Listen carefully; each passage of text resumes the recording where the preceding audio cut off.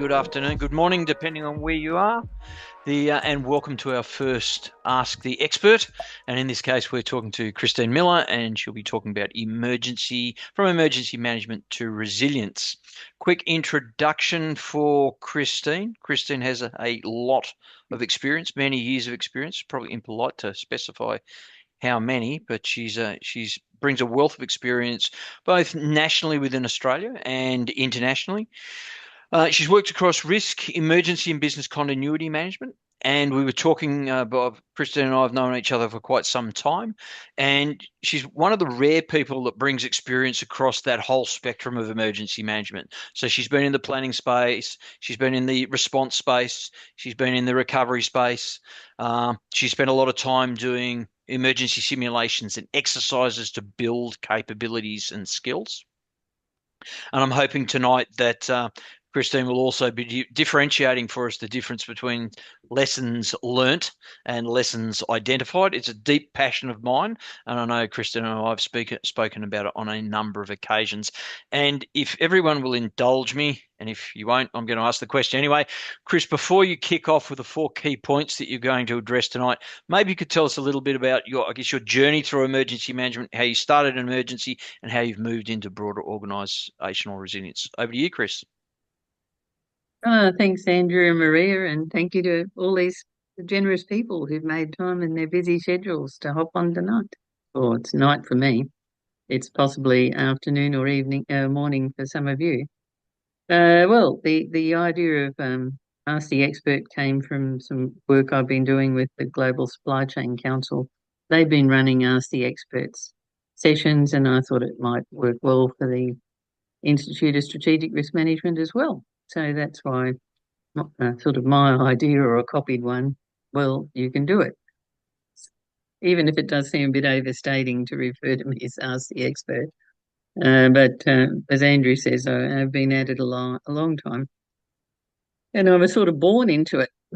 My mother spent most weekends up in the mountains mountains. But we're talking Australia, so our mountains are hills to other people. But anyway, we call them mountains. Beautiful rainforest that she grew up in, and spent many weekends with Bernard O'Reilly's nephews. And for anyone that knows Australian history and emergency management, you'll know that name because Bernard saved people from a terrible plane crash, and it's become something of Australian folklore. And I've stood where Bernard allegedly saw a burnt tree in the far distance and went after that tree and found these people who would otherwise have certainly died without him. So that was that side of my family. And on the other side of my family, my father came from Tasmania, and his best friend set up what's called the North Alpine Association, which is effectively the rescue group for North Tasmania. Based around Launceston, where my father was born. And he and David were much involved in setting up ski rescues and mountain rescues and all sorts of things like that.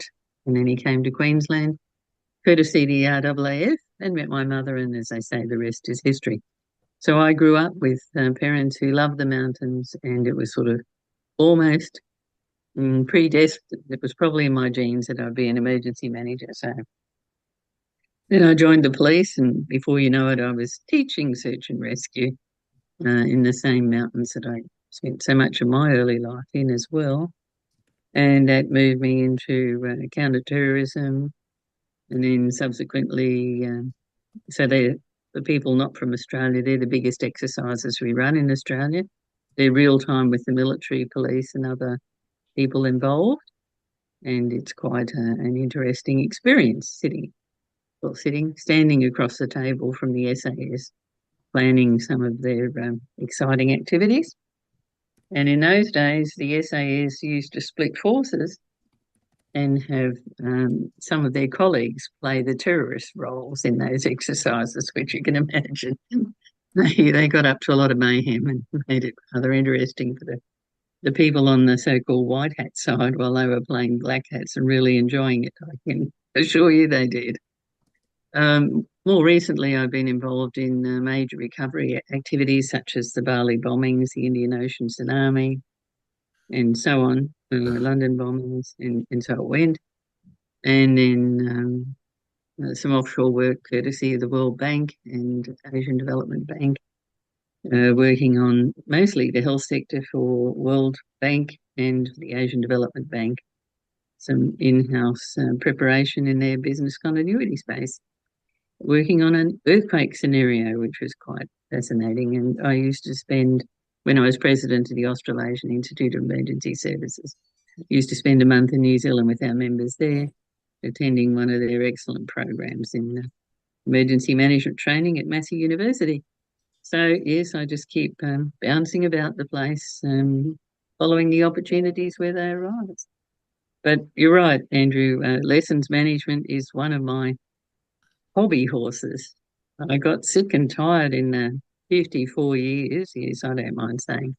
Having been a police officer, I think it's miraculous I'm still alive, especially when I spent 7 years in highway patrol being tumbled around in police vehicles.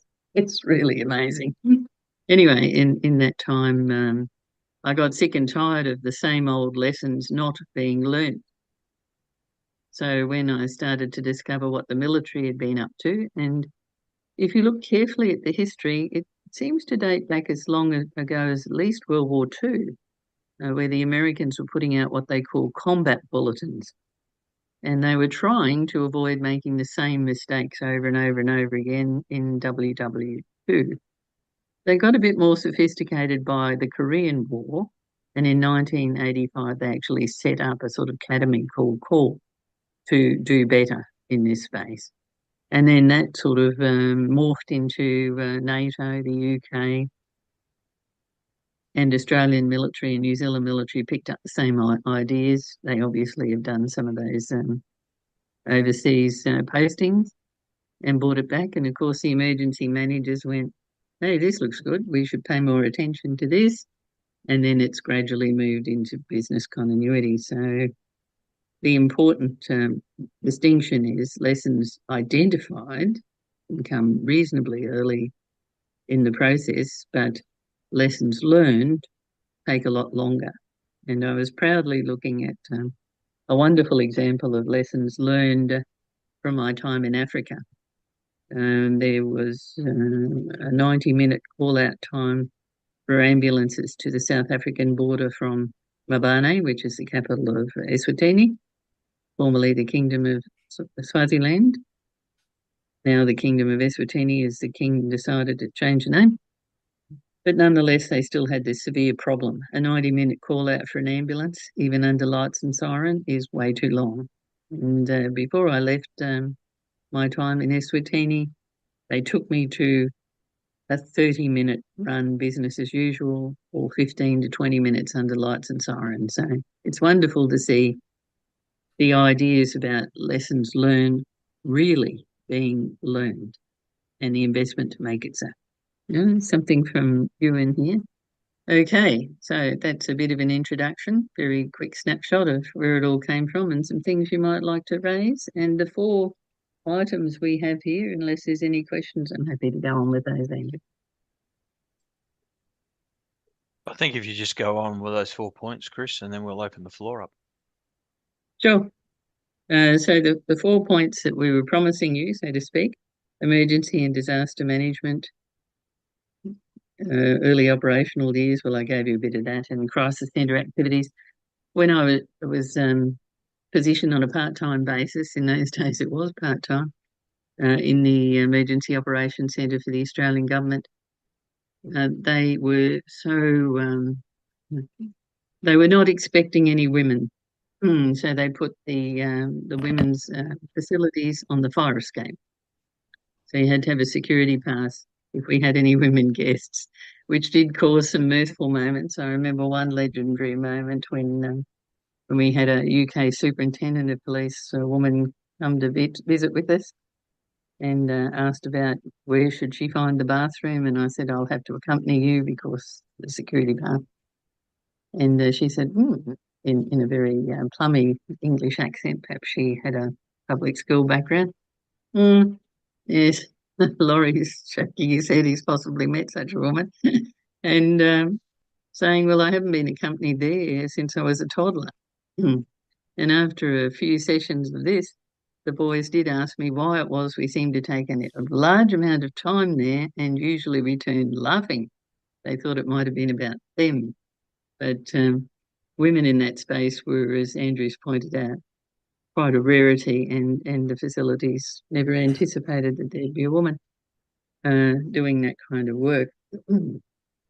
Fortunately, we've moved on from that, and a woman in that space is much less surprising. But there were more than a few mirthful moments, I'll grant you. Pandemic preparedness, yes, well, I did a lot of that for the World Bank, but I also did it for the Australian government before I started working with the World Bank on HEPA, Health Emergency Preparedness and Response. And many years before that, I worked on the Australian Health Management Plan Pandemic Influenza, which is called AMPI. And that sort of, and the exercises that we did, the large national exercises with Tungsten and Sustain 2008. And so the World Bank thought I might be useful to them. I was actually recommended by another colleague who'd been working with them. And we had been working on the AMPI together many years before. And of course, when COVID came along, we both said, along with some other colleagues involved in that writing package, geez, I hope we did a good job because our lives all depend on it now. And magically, when COVID came along, the AMPI got a new cover and a new name. And on the 18th of February 20, it magically appeared as the COVID response plan. And some of us recognised the older version that many had worked on to make that happen. And of course, we're preparing for the next pandemics, which might be H5N1 or some other thing. And we're overdue for another influenza pandemic, which seems to shock some people who think, oh, well, we've had COVID. Yes, yes. I said, yes, we're overdue for influenza. And there's almost, historically, since Roman times, been a cycle of about 100 years. And given the so-called Spanish flu was 1918-19, we are overdue.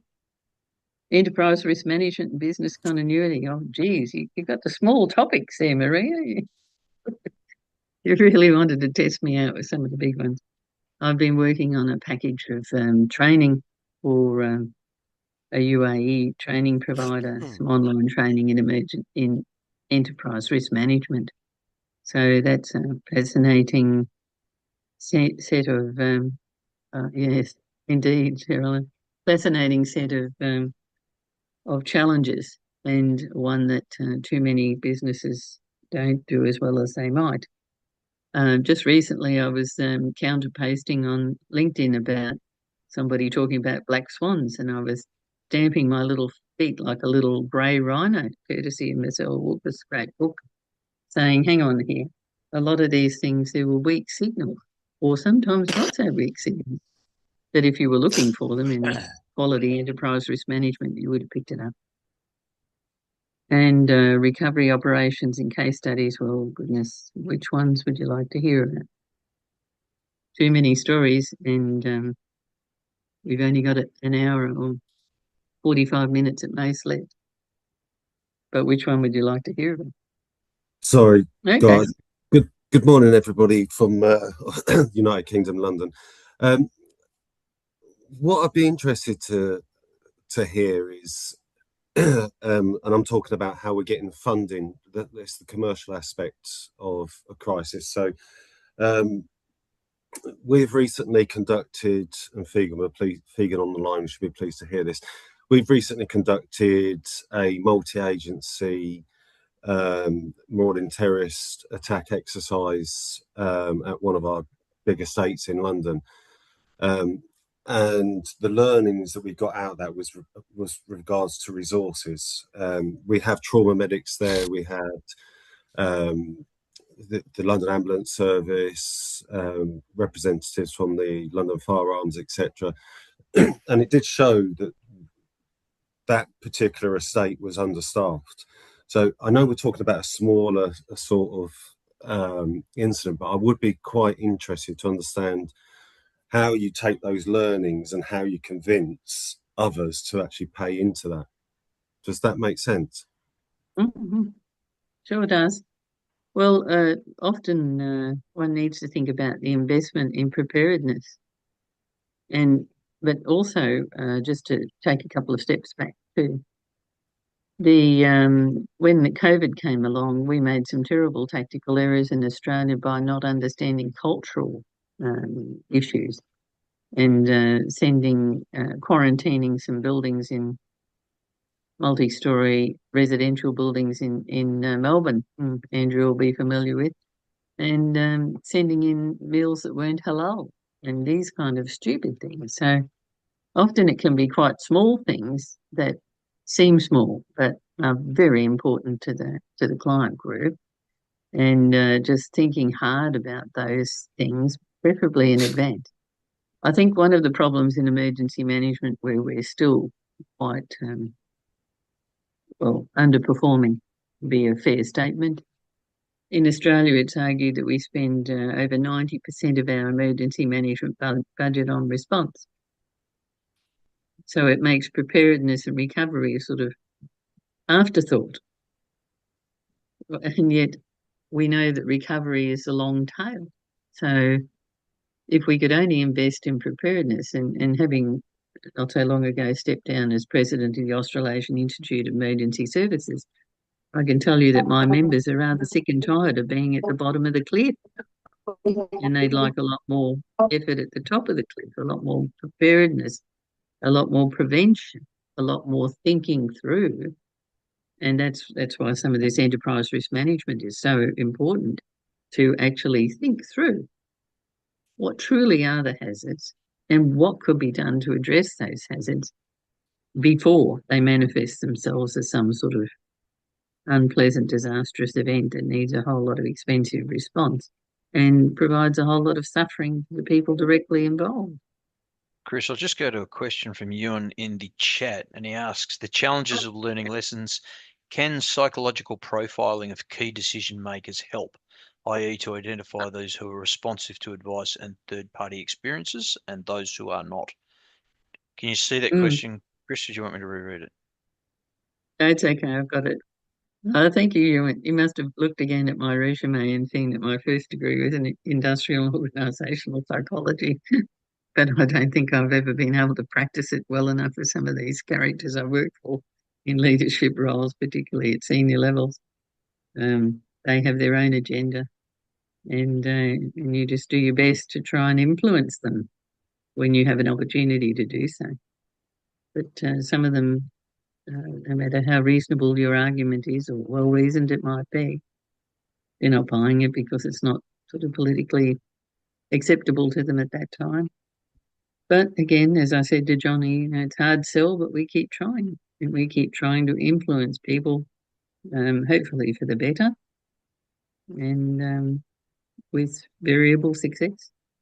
Great. There's also a question there from Ingida, I think it is, who'd like to briefly note that donor communities and in many cases governments tend to be reluctant to adequately address community resilience. Response to that one, Chris? Well, it was actually interesting. The HEPA money, Health Emergency Preparedness and Response under the World Bank, which was that grant-funded program, was Australian, German and Japanese government, actually did invest quite heavily in community engagement, various sort of outreach activities were very much a part of that grant program. So I wouldn't say it's universally successful, but it was nice to see some effort in that space, in reaching out to communities that perhaps have been a bit under-addressed in the emergency space. And they were in that particular grant program. So maybe some of the real donors, like the World Bank is a major donor for Timor-Leste. It used to be the Australian government, but the World Bank's taken over that mantle. Some of those decision makers are beginning to realise that they need to invest in preparedness, And that means not just your emergency services, but your community, so that the community is in a better state of greater capacity to look after themselves. But that often requires considerable education program. And people like Ian Fox and others have been talking about how do you educate the community to just for more self-care. And I noticed we got Cheryl in there, the New Zealanders. Oh, there's Ian popped up. The New Zealanders are actually very good at being honest, as I would put it, with their citizenry, that they won't get the help that they may have expected, and they do need to prepare themselves, and particularly, the Transalpine fault people that live along the alpine region of the southern island of New Zealand, where there's every expectation of a very significant earthquake, and that they may be without help for 30 days or more. And what are they going to do? How are they going to prepare themselves in advance? And I remember many years ago going to New Zealand, Sherilyn, and flipping over the Auckland when you still had a hard copy phone book, and on the back of that cover was a whole lot of very good emergency management advice, both to locals and visitors. And I went to Hawaii a few years subsequently and noticed that when you're on the big island of Hawaii, which is very prone to volcanic eruptions and potentially tsunami, that you switch on your TV in the motel and you get a few seconds of advice on emergency protection, where their evacuation centres are, what sort of signage to look for, and so on. So some countries are doing very well in that space, is building up that community education piece. I'm not to say that we're particularly leading in that in Australia, but we do it in our own way. Andrew will recall we've had some recent nasty bushfires in Victoria, and we're both here in Melbourne at present. And again, we seem pretty good at getting people out of harm's way, but not very good at preventing them being in harm's way in the first instance. So swings and roundabouts, but again, too much response, not enough preparedness. Chris, there's a question here from Mike, and he says, my thoughts are that health doesn't invest enough in resources, funding, and people. Doesn't invest enough resources in preparedness and is focused more on response. And his question is, how do you change that narrative? And after you've asked that question, I'll go to Fegan's question. Okay, thank you.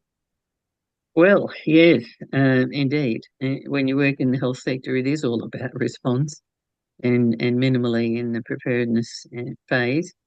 But again, to quote what happened with HEPA and what's been happening with the pandemic fund, there's money attached to those preparedness angles as well as response. And actually, in the HEPA funding, when you look at it very carefully, the breakdown, it's actually biased towards preparedness, training, community preparedness, community education, those kind of things, much more so than the response elements. So maybe the pendulum swinging just a little bit that way. But the data is quite compelling.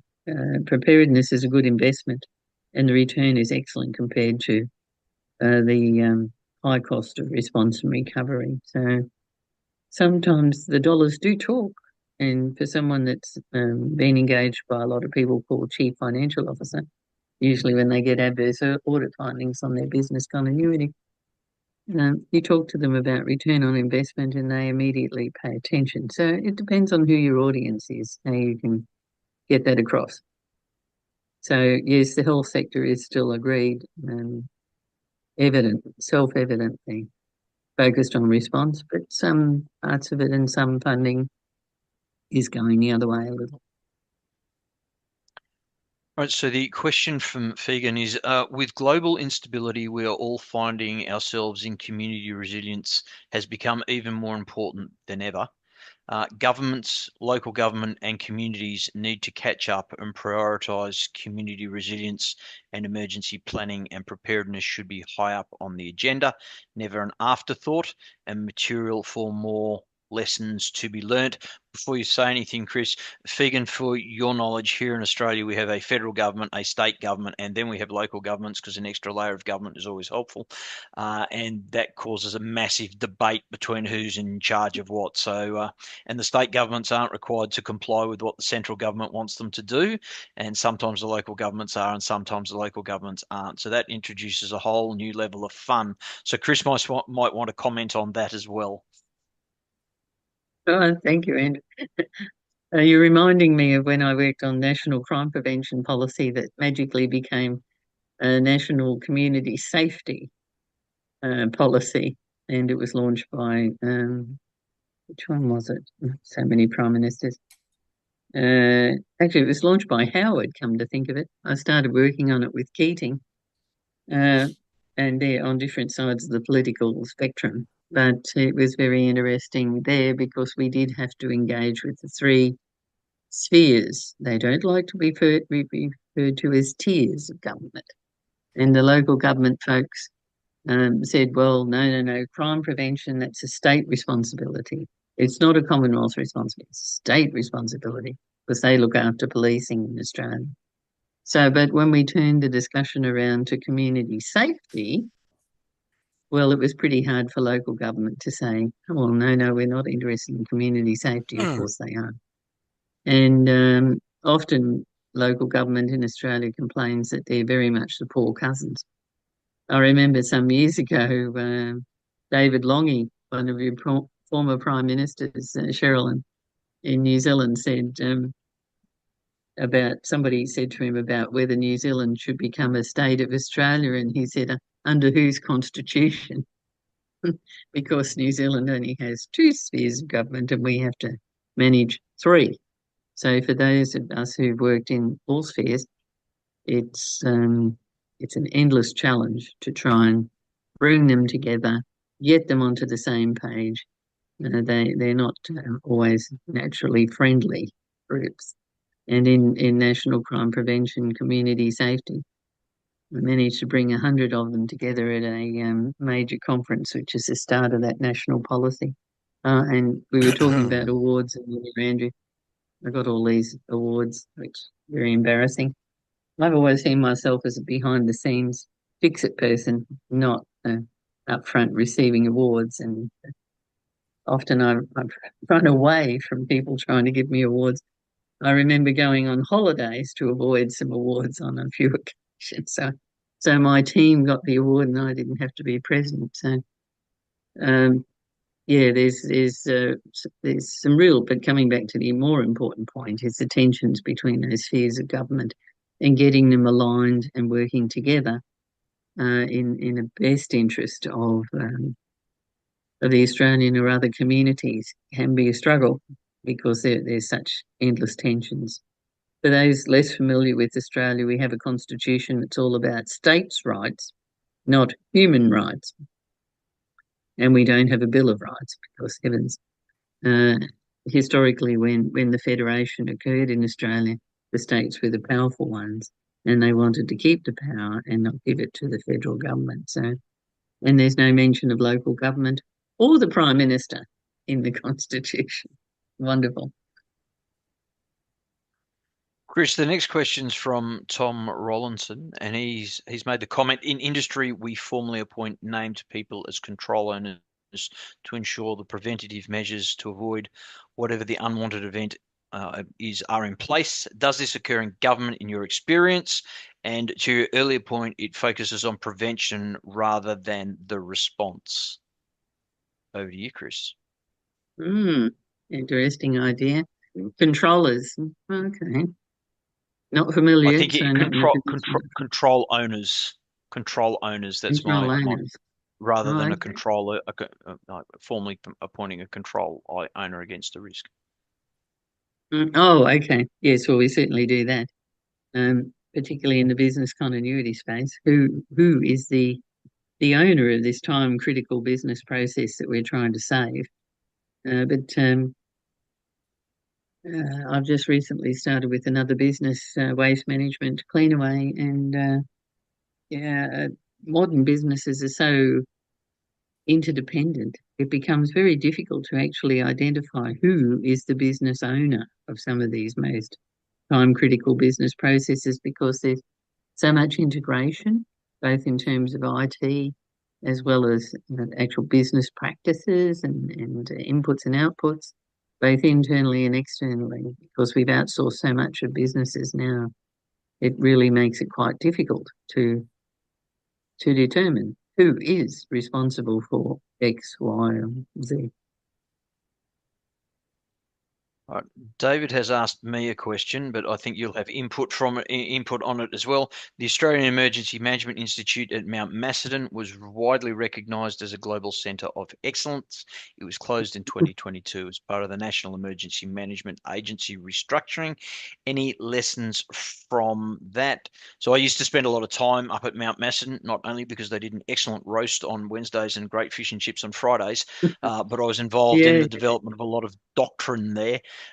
That has now been passed to another agency, but we do not have this centre that people can come to, and that has caused ongoing problems. And I think probably in some ways has also led to a fracturing in the way the states and the federal government approaches things. I think probably the lesson identified, but not the lesson learnt from that, is when you have effective management systems, you should probably leave them in place. But Chris, I don't know whether you have anything to add to that. Yes, as David well knows, I've certainly bemoaned the loss of Mount Macedon, as we used to call it, which is now the Victorian property. Emergency Management Victoria is looking after it. The Commonwealth used to call it way back when counter disaster, and then it gradually moved forward to various iterations. And one of the things I always thought about Macedon was your point, Andrew, how it was a real opportunity of bringing people together. And it was interesting when I went to the FEMA Academy in Emmitsburg, Maryland, some years ago, that Hurricane Katrina was still very front and center of everyone's thinking. And it was interesting that there were so many difficulties in Louisiana, but Mississippi, which also was a nearby state and got hit hard with Katrina, had a history of sending their emergency managers to the FEMA Academy, whereas the Louisiana state government was less eager to invest in its emergency managers. And there was a bit of murmuring amongst the faculty about, I wonder if it made a difference with Katrina, having people who were better trained, better networked, and better prepared. It's hard to know, but I think it's a great loss to Australia, and one we continue, as you rightly pointed out, to suffer for the loss of it. And given that it was only a few $100,000 involved in fixing up the residential wing of that college, it seems like pretty false economy given the amount of disaster activities we've had to deal with, particularly in recent times. As I see you shaking your head, Andrew. And it just continues to grow. And as we both agreed, calling it climate change is fanciful. The climate has changed, and we should stop pretending otherwise. And we're certainly seeing it again and again this year with the huge fires in Victoria. And I noticed that there's an emergency alert in Western Australia where it's too late for people to leave their homes because the fire is upon them. So it's just become horrendous. Way back when I started in emergency management, there were distinct fire seasons or distinct disaster seasons. Used to be October to March, April. It's just fantasy land talking about that now. We've had so many winter fires, and most recently you see in LA with that dreadful fire in January, that's a winter fire. And the real world problems that that's causing us with things like aviation firefighting. We used to be able to borrow the Northern Hemisphere assets and cycle them through the Southern Hemisphere and send them back for their fire season. That's all gone. And all those wonderful evenings and sessions that we all spent at Macedon learning from each other and hopefully picking up some of those learnings and taking them back to our respective jurisdictions and making them more resilient because we were ahead of the curve in terms of learning from another incident that might be similar to one that could be an issue for our jurisdiction. All that's gone, and that's a rate loss and a false economy to shut down Macedon. So our next question is from Ian, and then there's one from Felix, and then I think there's Elko after that, but I'll move to Ian first. How important do you think it is to recognise that human beings are conditioned to act by exception, by which I mean we only act and retain knowledge dependent on our proximity to danger, which means information, no matter how good it is irrelevant if we think it has no direct impact. Think air safety when travelling as a passenger. Over to you, Chris. Well, I've done a lot of work in aviation, and I can tell you with great certainty they do their very best to genuinely learn the lessons. When I worked with ATSB,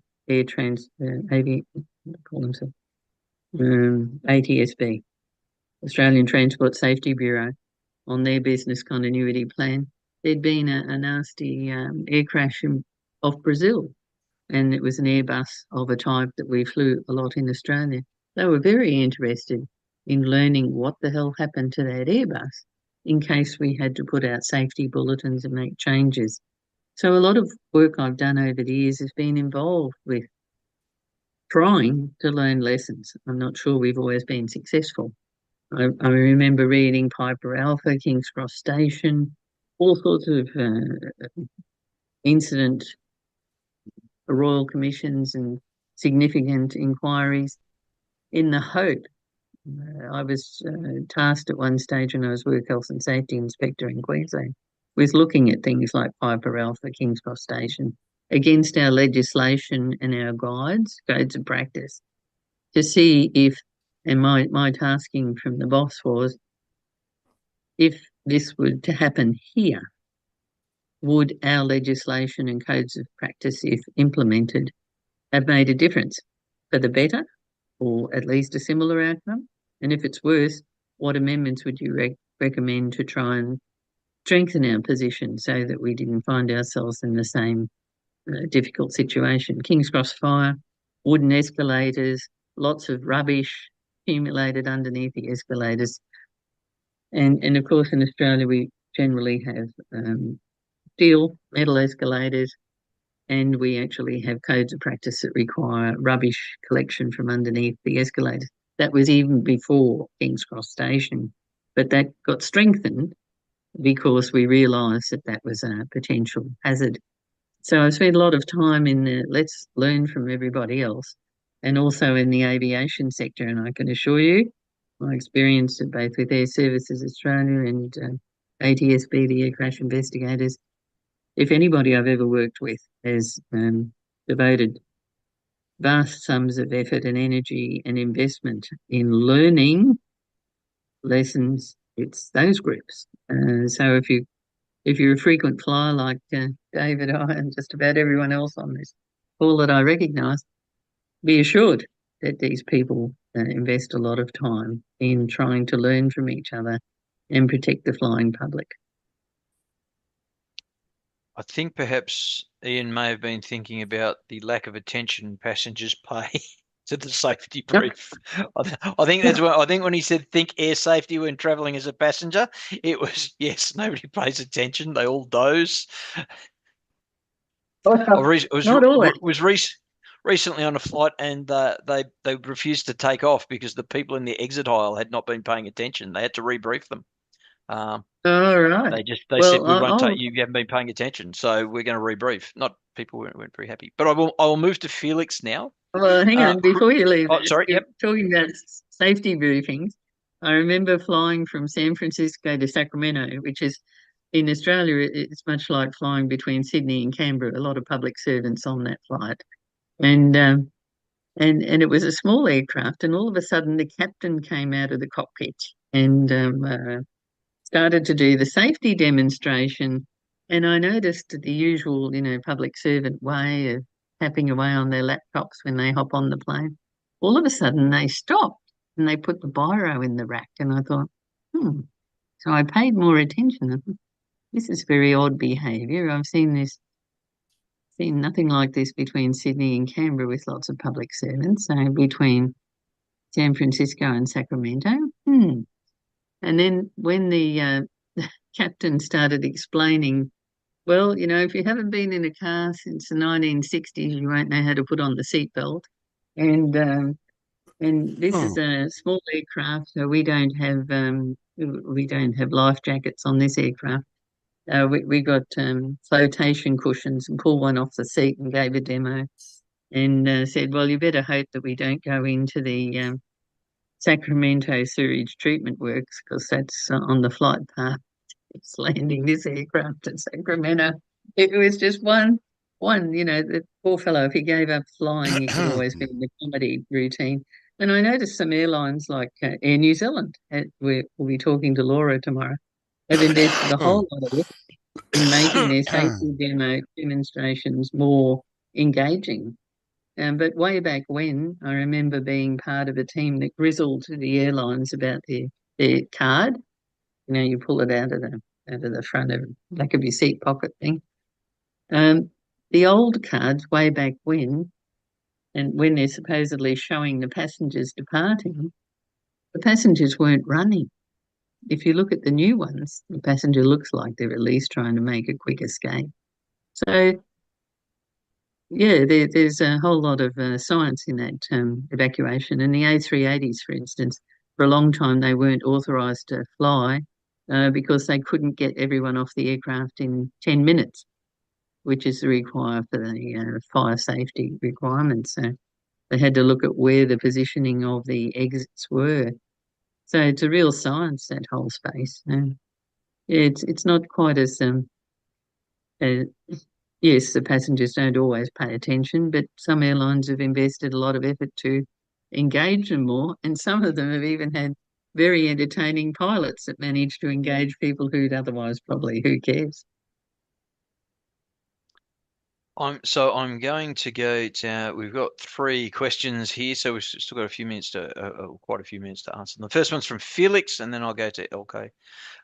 So from Felix, it's Chris, what is your advice if stakeholders like NGOs who want to invest or support government in emergency management, is it a good idea to welcome them on board for funding on training, or do government agencies stick to consultants for training and really looking at Africa for ways to achieve better collaboration?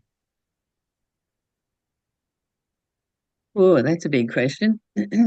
I've worked with not-for-profits on their business continuity too. There's a whole range of ways of answering that question. In some Australian jurisdictions, the state disaster plans actually include not-for-profits as part of the response agencies. So that's one way of thinking of it. In Africa, I certainly saw a lot of evidence of not-for-profits, missionaries and other such people who've had a long history with some of these African countries. Variable in some places, that's true, but they continue to invest in healthcare, in all sorts of things to bring opportunity and security to those countries. It would be better if more of it was done internally by themselves, but many of those countries just don't have the tax base or the resources to do it themselves, and therefore rely on not-for-profits to help fill some of those gaps. And it's I'd much rather see the Africans looking after the Africans. But my experience of my time in Africa is, particularly in Eswatini, I met some truly brilliant people. There just wasn't enough of them. And you need a certain critical mass of people to really make a dent in some of these problems.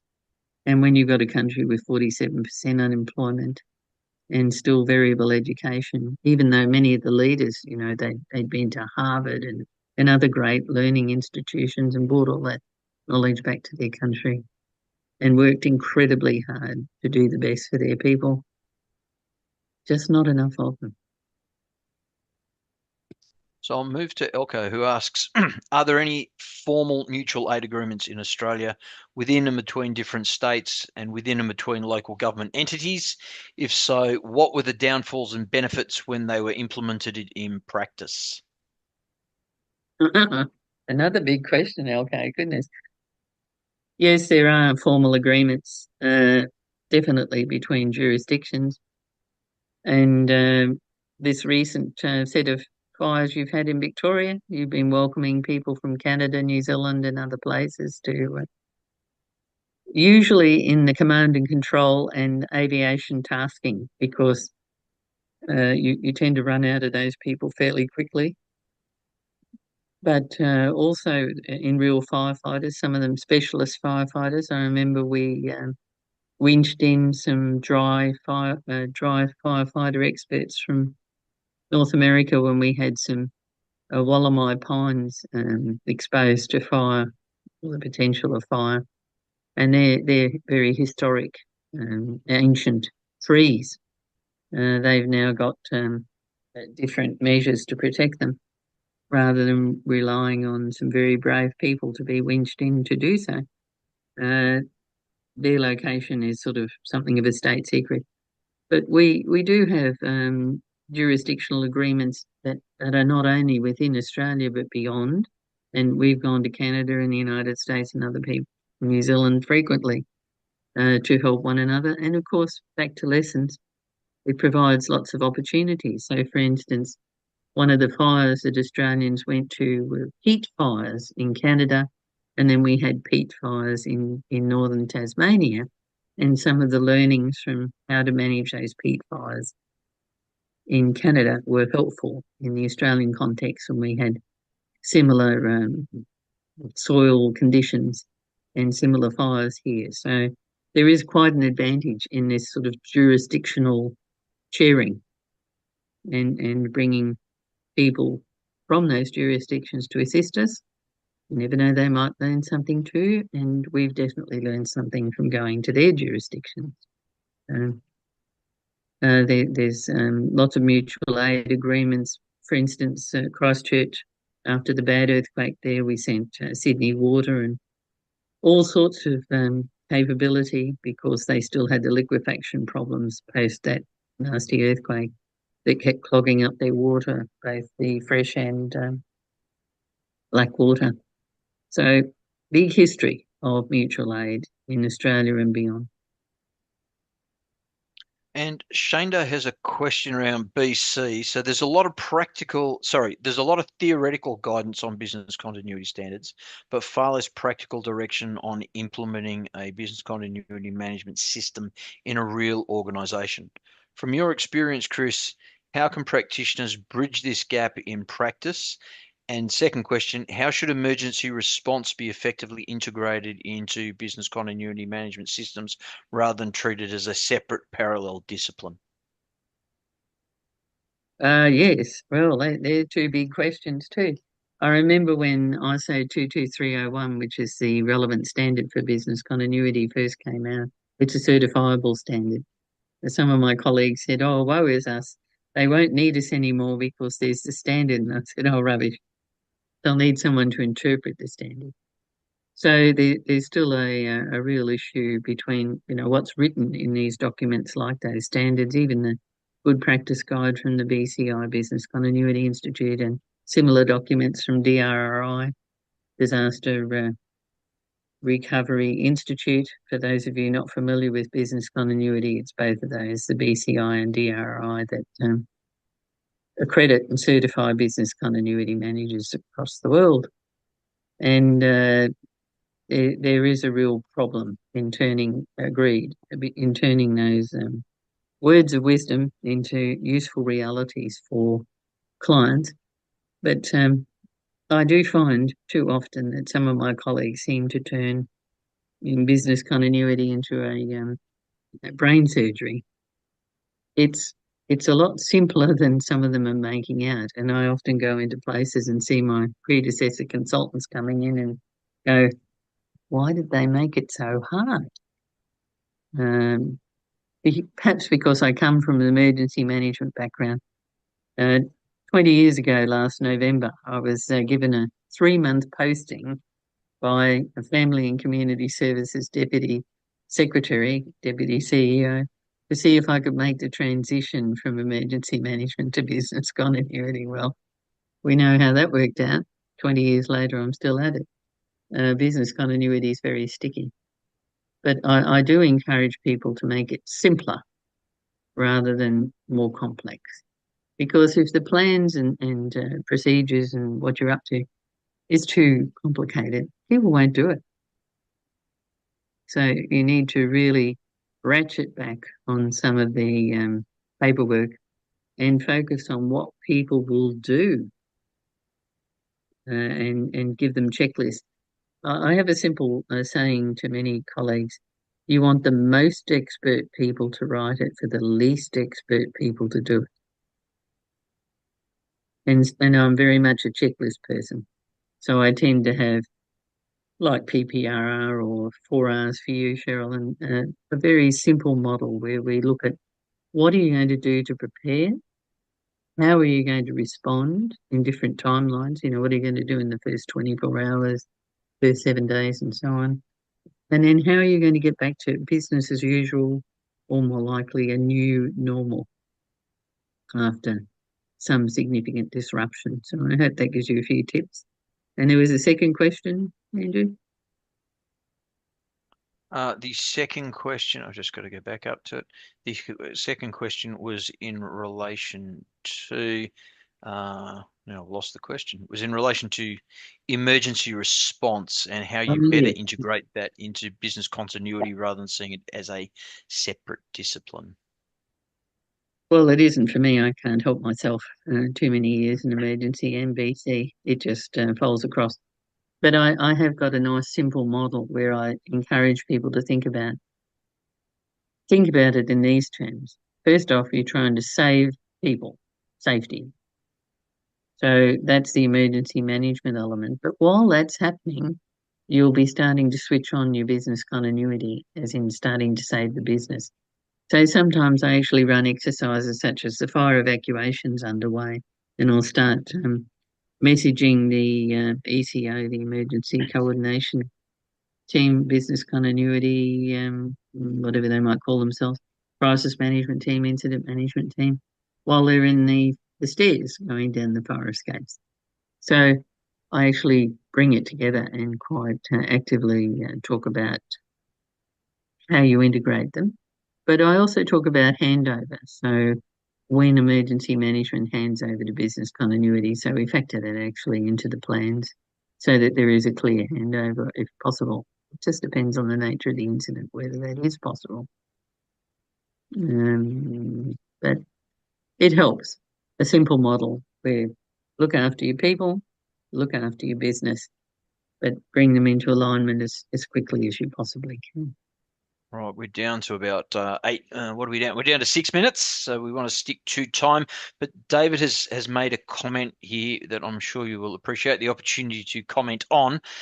In terms of lessons learned, the executive summary of every report on every incident are almost exactly the same. The events are unique, but the reasons for failure, organisational culture are almost exactly the same. So I think the question here is around what do we do in that space, because he points out the executive summary from the, I'm not going to spell this correctly, so I'll just talk about the Fukushima report after 2011, which perhaps encapsulates the problems associated with that. I think Yeah, we've certainly discussed this does. before with And David. that is an excellent report. I'm not surprising that David should bring it to attention again. And that's been, as I say, a bit of a discussion point in LinkedIn over the last few days. Somebody put it up as a black swan event, and I went, no, no, we're talking Japan. They expect earthquakes. How the hell could you think that was a black swan? And when you look at the other plants, other than the Fukushima one that seemed to take a while to shut down, They shut down very quickly because if you know anything about the electrical network in Japan, the nuclear power stations were running their fast trains. So as soon as they shut down the nuclear power stations to protect them from that earthquake and the possible tsunami, and that took their trains offline real fast, or some of them, some of their fastest trains. So some of the companies, so I actually find it more interesting in that particular disaster to look at the other nuclear power plants and think about what they did differently, because Japan has a lot of them, or did have, and many of them have been mothballed since that earthquake and tsunami. So look at the others that survived or that managed to get through a disaster in better shape than the god awful mess at Fukushima that'll be an impost on generations to come. What can we learn from the people that maybe had the high reliability organisations, high reliability management?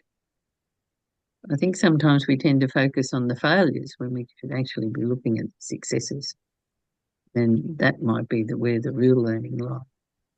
Chris, I think we've come to an end. There are no further questions. Chris, I would like to thank you very much for sharing your wisdom with us tonight, and it is wisdom.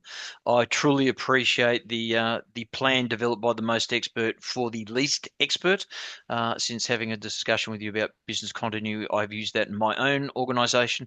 It's been very well received. So thank you very much for your time tonight. I would also like to thank Maria for her time tonight and making sure that the technology worked.